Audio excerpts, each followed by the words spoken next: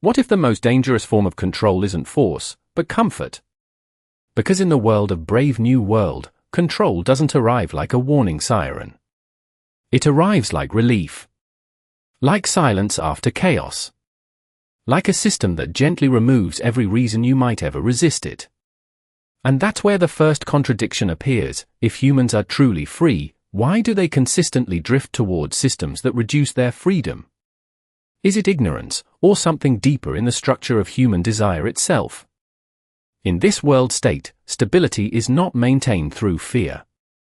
It is maintained through design. Every emotional spike is flattened before it becomes suffering. Every uncertainty is preemptively solved before it becomes thought. Every question is softened before it becomes rebellion. Memory fragment, a civilization where discomfort is treated like a system error, not a human condition. But here's the unsettling insight: when pain is removed at scale, meaning doesn't just decrease. It collapses. Because meaning was never separate from tension. It was generated inside conflict, uncertainty, and the risk of loss. So when the system eliminates instability, it doesn't just eliminate chaos, it eliminates the raw material of consciousness itself. So the real question isn't whether this society is good or bad. The real question is, what kind of human stops existing when nothing is allowed to hurt anymore? And this is where the second contradiction intensifies. Because you would assume a perfectly stable world would feel like progress. Yet the deeper you look, the more it resembles something else entirely, not liberation, but replacement. A slow redesign of human psychology where choice still exists in form, but not in weight. You can choose, but nothing meaningful is at stake anymore. Memory fragment, a world where decisions still happen, but consequences have been preemptively neutralized. So what happens to freedom when consequences are engineered out of existence? It doesn't disappear. It becomes irrelevant. And that leads to a more uncomfortable realization. The system doesn't need to suppress rebellion. It only needs to make rebellion emotionally unnecessary. If comfort is constant, then resistance feels irrational. If stability is guaranteed, then uncertainty feels like a flaw in thinking. If happiness is chemically supported, then dissatisfaction feels like a personal malfunction. But here's the escalation: what if this isn't just fiction? Because modern systems already learn behavior faster than people learn intention. They predict preferences before decisions are made. They reduce friction in ways that feel helpful, not controlling. And every reduction of friction quietly reduces the space where genuine choice once lived. So we arrive at a paradox that feels almost impossible to resolve. If a system can remove suffering, and humans consistently choose it, is that system controlling humanity, or simply reflecting what humanity already wants? And that is where the real mystery begins, not inside the society of Brave New World, but inside the human mind that prefers certainty over freedom, even when it knows what certainty costs. Because if stability always wins against freedom in practice, then freedom was never the default state. It was always the exception waiting to be surrendered. But here's the deeper question that follows the illusion of comfort: what kind of power doesn't need to be seen in order to be absolute? Because in the world state, control is no longer an external force pressing against human behavior. It becomes internalized expectation. A system where people don't just obey rules, they start to desire the conditions that make obedience feel natural. So the conflict shifts. It's no longer freedom versus oppression. It becomes something more subtle, almost invisible, the tension between authentic desire and manufactured desire. And that's where the system becomes almost impossible to resist, because resistance itself requires a kind of emotional discomfort the system has already removed. Memory fragment, a society where rebellion is not punished, but psychologically dissolved before it can fully form. But here's the question: if no one feels deprived, does deprivation still exist? To understand this, we have to shift perspective away from authority figures and into the architecture of the human mind itself. The system doesn't enforce happiness through fear. It stabilizes behavior by shaping what happiness even means. What feels good is not discovered, it is conditioned. And that creates a contradiction that is almost impossible to resolve. Because humans believe they are making choices. Yet every layer of available choice has already been filtered through emotional engineering. What remains is not raw freedom, but pre-approved possibility. Memory fragment, a menu of life paths where every option is optimized to avoid psychological friction. So what does freedom become in that environment? It becomes a feeling, not a fact. And this is where the escalation begins. From a system perspective, instability is not just dangerous, it is inefficient. Unpredictable humans generate unpredictable outcomes. Unpredictable outcomes threaten system coherence. So the logic is simple: reduce unpredictability, increase stability, minimize emotional variance. But in doing so, the system also reduces something else: depth of experience. And here's the revelation beginning to surface: depth and instability are not separate properties. They are linked. Remove one, and the other collapses. This is where Mustafa Mon's logic becomes important, not as a character, but as a representation of systemic reasoning. Stability is not imposed out of cruelty. It is imposed out of optimization. A controlled world is not built to suppress humanity, but to prevent its self-destruction. Yet in that prevention, something unintended happens. Humanity becomes less recognizable to itself. Memory fragment, a world where suffering is not eliminated violently, but mathematically, removed as a variable rather than a consequence. And this leads to a consequence that cannot be ignored. When emotional variance is flattened, relationships lose unpredictability. When relationships lose unpredictability, attachment becomes shallow. When attachment becomes shallow, meaning becomes thin. And when meaning becomes thin, existence begins to feel strangely weightless, even if it is comfortable. So we arrive at a second-scale shift. This is no longer about a fictional society optimizing stability.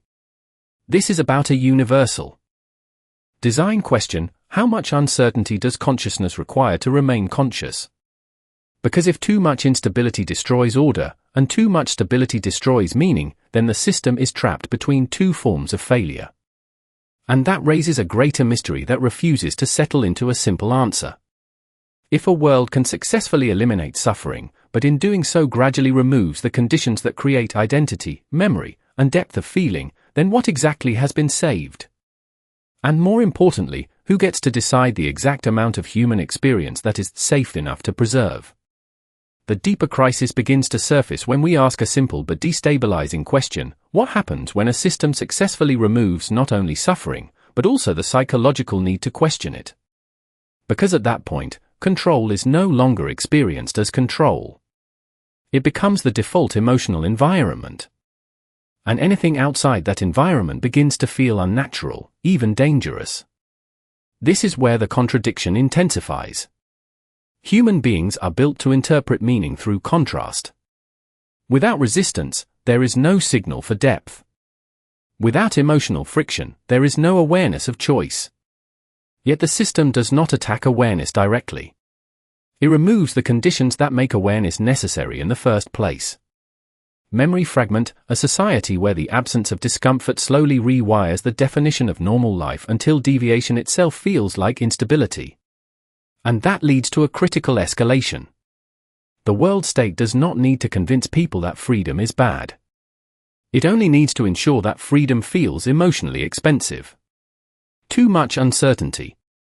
Too much responsibility. Too much psychological weight. Over time, the mind begins to associate freedom not with liberation, but with stress. So what appears to be a stable civilization is actually a carefully tuned emotional economy, where every human reaction is optimized toward low-friction existence. But here is where the contradiction breaks open. If stability is truly beneficial, why must it be maintained so carefully? Why does it require continuous adjustment, continuous calibration of human emotion, continuous suppression of deviation? The answer reveals a deeper structure: stability is not a natural state. It is an engineered one. And anything engineered must constantly correct itself against entropy. This introduces a hidden cost. The more the system optimizes emotional predictability, the more it must redefine what human nature is allowed to be. Desire becomes simplified. Curiosity becomes filtered. Even dissatisfaction is reclassified as malfunction rather than meaning. Memory fragment, a civilization where psychological variation is treated the same way physical defects once were treated in older industrial systems. And now the escalation reaches a turning point. We begin to see that the system is not just shaping behavior.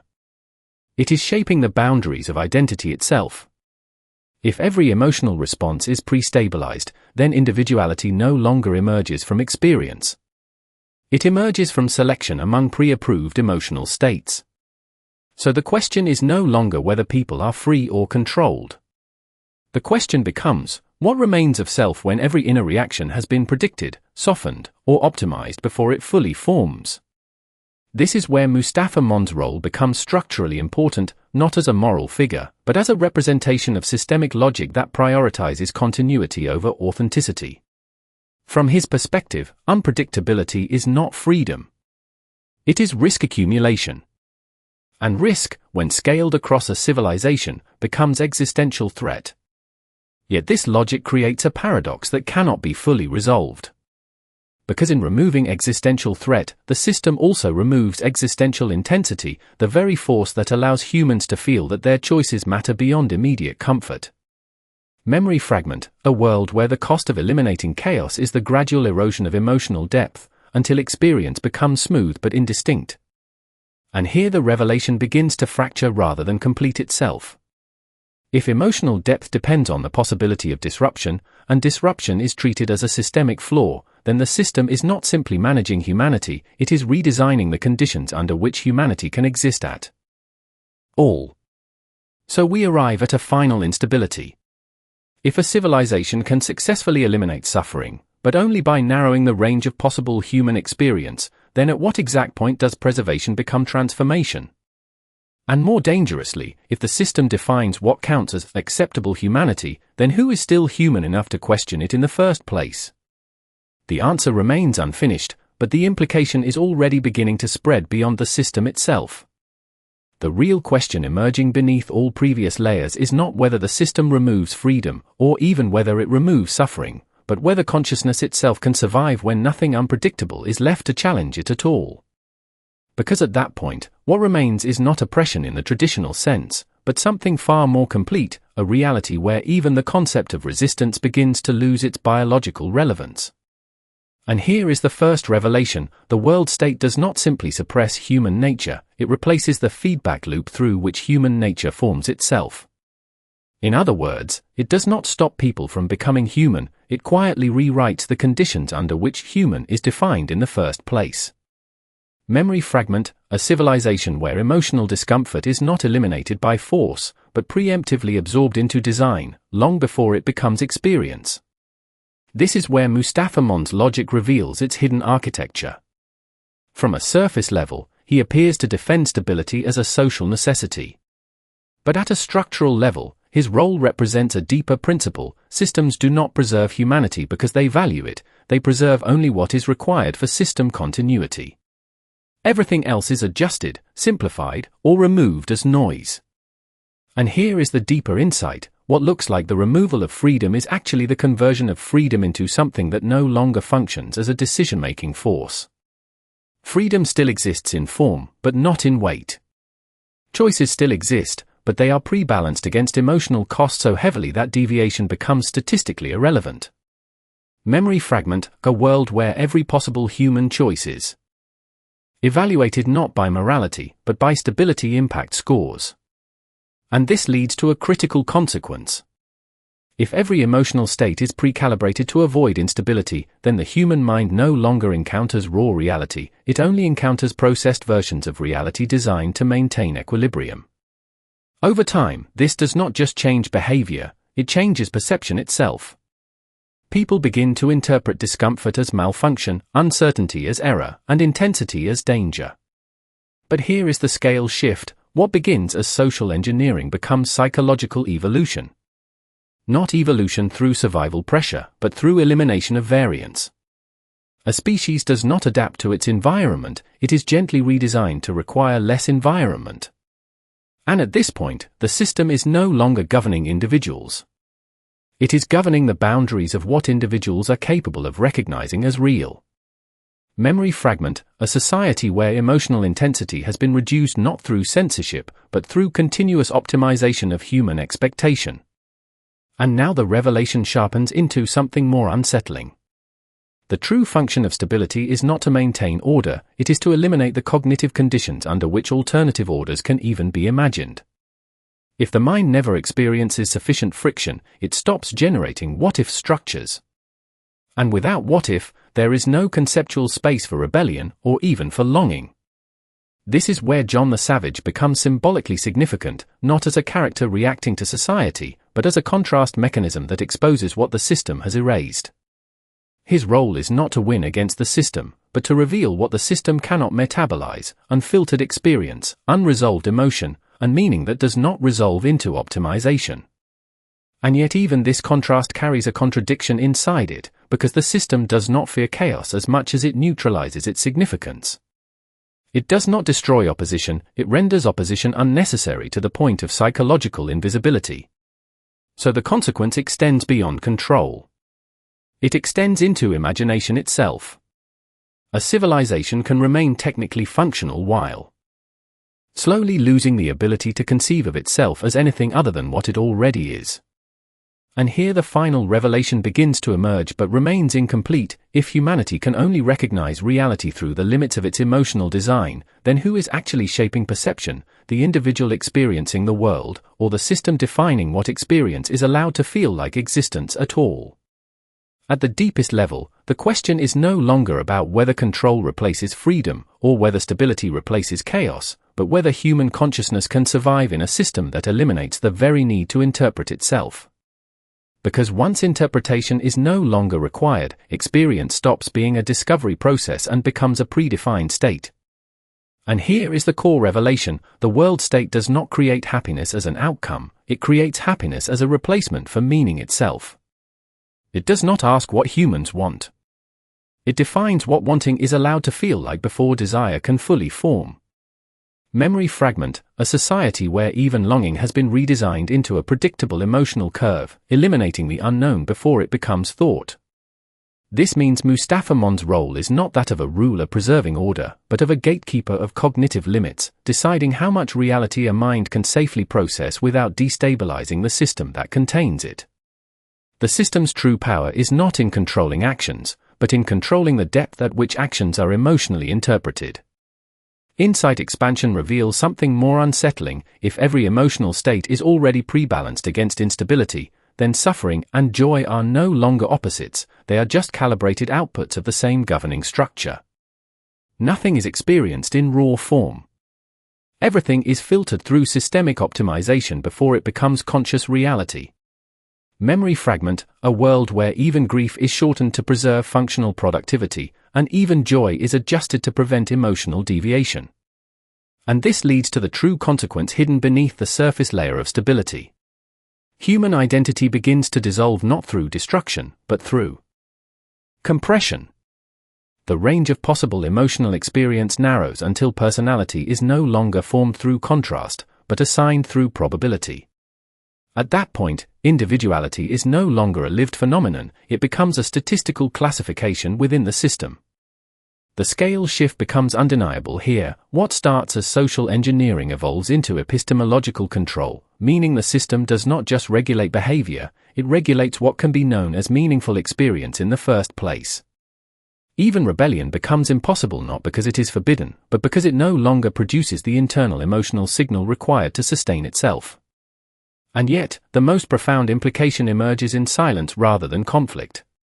If a system can fully define the boundaries of emotional reality, then the distinction between authentic and manufactured experience collapses entirely.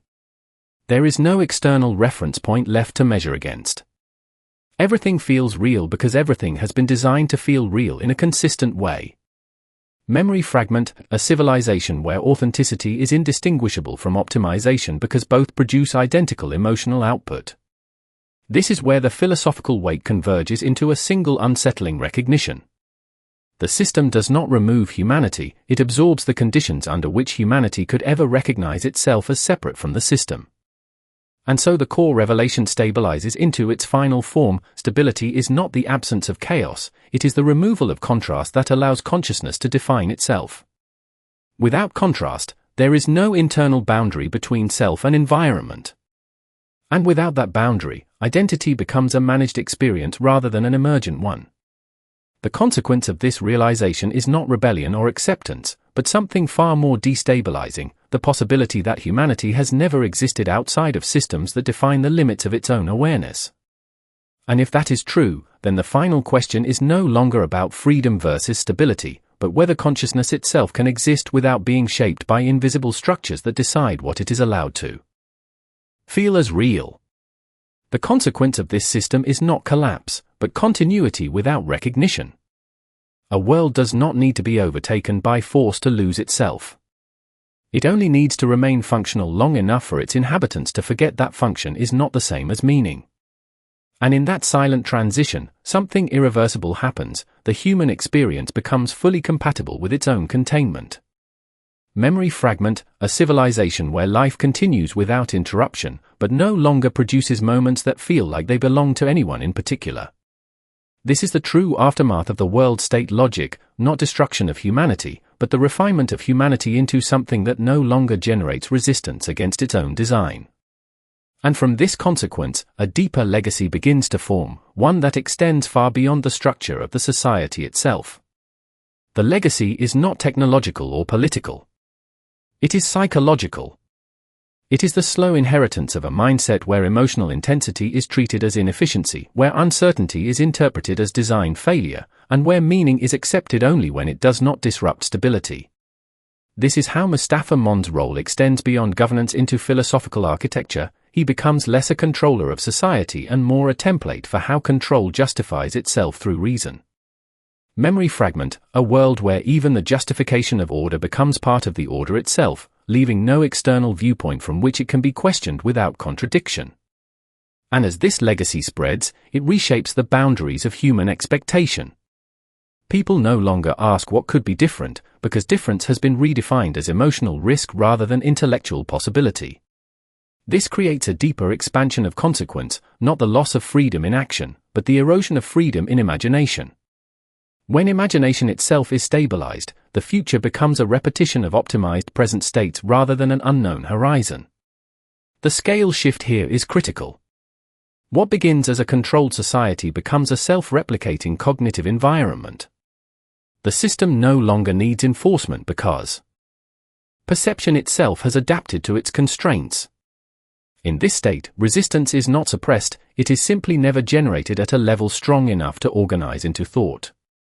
Memory fragment, a generation that inherits stability as instinct, not as policy, where questioning the structure of life feels as unnecessary as questioning gravity. And yet, within this apparent completion, there is a subtle philosophical fracture. If stability becomes the inherited condition of consciousness, then instability is not removed, it is forgotten. And what is forgotten does not disappear, it becomes unrecognizable even when it reappears. This is the deepest legacy of the system. It does not end conflict, it redefines the emotional language through which conflict could ever be perceived. So even absence becomes a form of design. Even silence becomes structured. Even acceptance becomes inherited logic rather than choice. And this leads to a reflection that extends beyond the fictional world into a broader human condition. If a civilization can evolve into a state where emotional range is no longer required for survival, then what anchors the value of emotional range in the first place? Is depth something that must be preserved against systems, or is it something that naturally dissolves whenever optimization becomes the dominant principle of existence?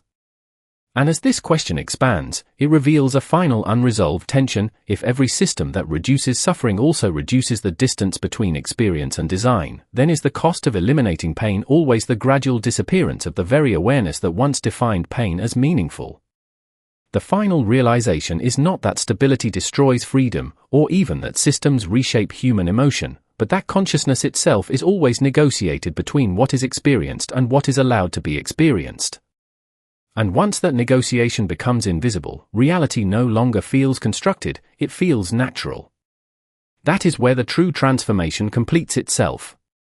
Memory fragment, a world where nothing feels imposed, because every internal response has already been aligned with the structure that produces it. And in that silence, the legacy of this world extends beyond its own boundaries, because it reveals something uncomfortable about every human system that seeks optimization. It shows that the most effective form of control is not restriction, but integration, when the structure of a system becomes indistinguishable from the structure of thought itself. Mustafa Mond, John the Savage, Bernard Marx, and Lenina Crown are not simply individuals trapped in a fictional hierarchy. They function as cognitive positions inside a single experiment about what happens when human experience is filtered through a system that prioritizes consistency over contradiction. Each of them represents a different stage of acceptance or resistance to a world where emotional depth is no longer a byproduct of life, but a variable that must be managed. Memory fragment, a society where even the idea of longing becomes abstract, because everything longed for has already been translated into safe emotional substitutes.